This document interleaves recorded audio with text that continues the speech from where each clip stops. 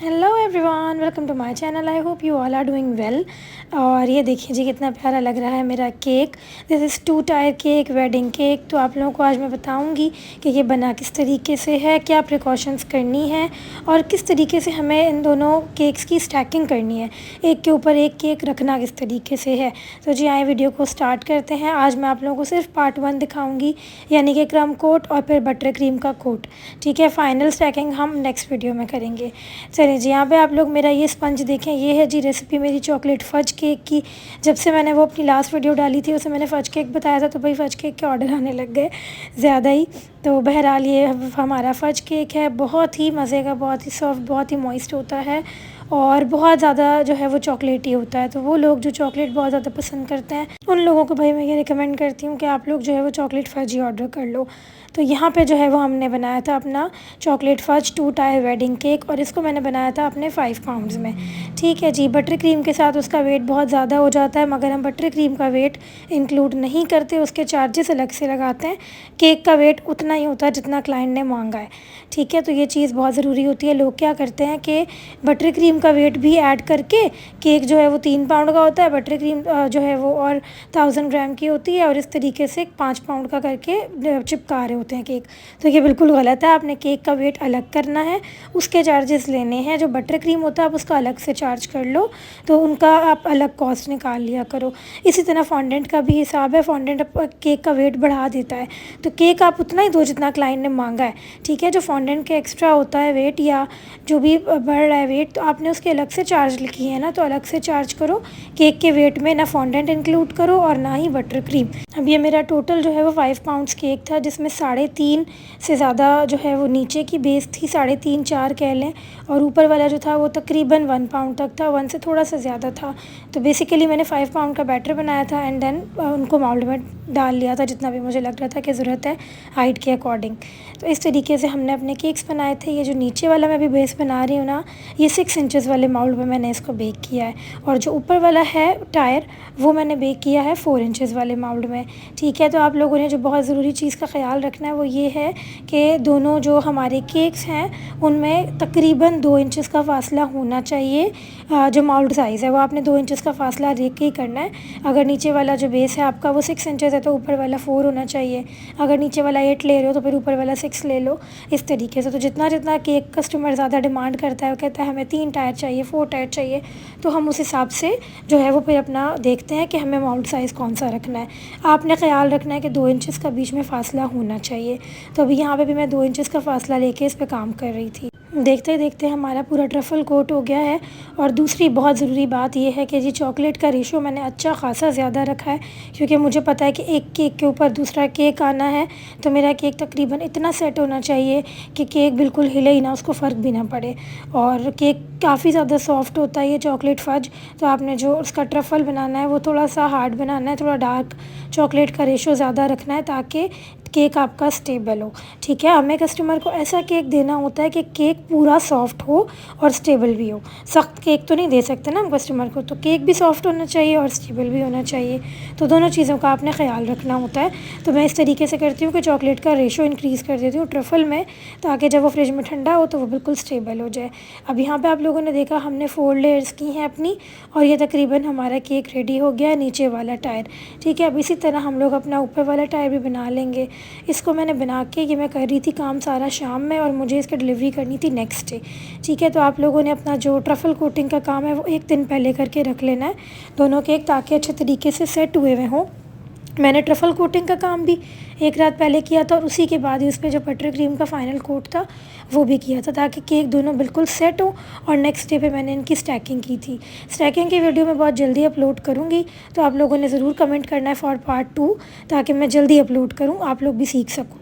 अच्छा जी, अब हम दूसरा उसका केक बना रहे हैं ऊपर वाला। तो ये 4 इंचेस वाला मोल्ड है। ठीक है, आप लोग देख रहे हो 4 इंचेस वाले में हमें कितनी स्ट्रगल करनी पड़ती है, बिल्कुल आराम से स्लो स्लो स्लो स्लो, क्योंकि काफ़ी छोटा सा होता है। तो इसीलिए मैं 4 इंचेस पे बहुत कम काम करती हूँ, मज़ा नहीं आता ना, इतनी मेहनत लगती है, टाइम ज़्यादा लगता है 4 इंचेस वाले में, क्योंकि आप बहुत स्लो वर्क कर रहे हो। तो अब यहाँ पे भी वीडियो जो है ना वो 2x 3x की स्पीड पे चल रही है, तो आप लोगों को लग रहा है जल्दी हो रहा है, बट ये इतना जल्दी नहीं होता। बहुत ट्रस्ट में बहुत ज़्यादा टाइम लग रहा होता है इन चीज़ों में। अच्छा जी, बहरहाल अब यहाँ पे अब आप लोग देखोगे मैं बीच में चोको चिप्स भी ऐड करती हूँ, क्योंकि मुझे लगता है कि जब वो ठंडा होता है ना केक, तो फिर वो जो चोको चिप्स होते हैं वो बिल्कुल क्रंची सा टेस्ट आता है जब आप बाइट लो ना केक की, तो वो बहुत मज़े का लगता है। तो इसलिए मैं वो भी ऐड करती हूँ। तो इस तरह की कुछ चीज़ें होती हैं जो हमारे केक की ना कॉस्ट कर देती हैं इंक्रीज़, मगर क्योंकि हमें कस्टमर बनाने हैं तो हम बिल्कुल वो सारी चीज़ें ऐड करते हैं कि जिससे हमारा कस्टमर बने और इतना अच्छा उनको केक लगे कि वो दोबारा केक के टेस्ट के लिए दोबारा आपसे ऑर्डर करें, कहें जी हमें वो बहुत पसंद आया तो हमें दोबारा ऑर्डर करना है। एनीवेज़, अच्छा यहाँ पे मैंने अपना जो ये केक है, ऊपर वाला जो टायर है इसकी मैंने 5 लेयर्स की थी, नीचे वाले की 4 है। 5 इसलिए की थी ताकि केक का जो ऊपर वाला टायर है वो थोड़ा हाइटेड हो, और आप लोगों ने भी डिज़ाइन स्टार्ट में देखा होगा किस तरीके का है, नीचे बिल्कुल फ्लावर्स लगे हुए हैं। तो अगर ऊपर वाला हम लोग छोटा टायर रखते, 4 लेयर्स होती, हाइट कम होती, तो केक थोड़ा बैठा हुआ लगता। हमें दिखाना है कि केक थोड़ा उठा उठा है, समझ रहे हो आप लोग। तो इस तरीके से जब आपने करना होता है कि केक का एक लुक आप मेंटेन कर रहे हो, तो आप लोग लेयर्स पतली कर लो ताकि केक कम से कम हाइटेड तो लगे, क्योंकि वेट तो उतना ही हमें कस्टमर को देना है जितना उसने मांगा है ना, उतना ही वेट का केक दे रहे होगे आप लोग। तो आप उसके लुक के हिसाब से फिर आप देख लो किस तरीके से आप मैनेज कर सकते हो। अच्छा, अगर आप लोगों के पास इस तरीके का ऑर्डर आता है कि कोई कहता है हमें 2 टायर केक चाहिए, 3 टायर वेडिंग केक चाहिए, तो आप लोगों ने उसमें या तो चॉकलेट का यूज़ करना है, या ट्रफल का यूज़ करना है, या बटर क्रीम, चीज़ क्रीम, इनका यूज़ करना है। जो नॉर्मल हमारी क्रीम होती है, फ्रेश क्रीम होती है, विप हो गई, फ्रॉस्टी हो गई, इनको बिल्कुल भी यूज़ ना करें, क्योंकि ये सिंपल 1 टायर केक के लिए होता है, सिंगल केक के लिए होती हैं।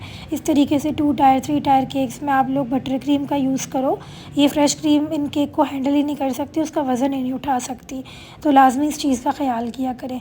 अच्छा जी, यहाँ पे ये हमारी आ गई है butter cream plus white chocolate. मैंने ये बटर क्रीम और वाइट चॉकलेट दोनों का एक मिक्सचर बनाया है, और वाइट चॉकलेट का रेशो काफ़ी कम होता है, मगर वो स्टेबिलिटी का काम करती है।